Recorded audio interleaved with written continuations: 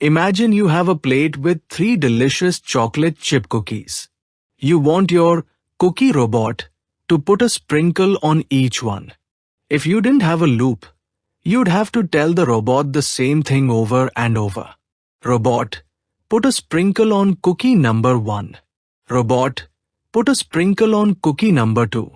Robot, put a sprinkle on cookie number 3. Phew, that's a lot of talking. Instead, we give the robot a list and one simple instruction. Cookies is equal to cookie 1, cookie 2, cookie 3. For snack in cookies, print adding sprinkles to plus snack. The list, cookies, this is the to-do pile. The robot looks at it to see how many times it needs to work. The variable, snack, this is like a placeholder. It represents whichever cookie the robot is currently holding in its hand. The happy smiley, this is the robot's listen up signal. Everything after this is the job it needs to do. The indent, the space, notice how the print line is pushed to the right?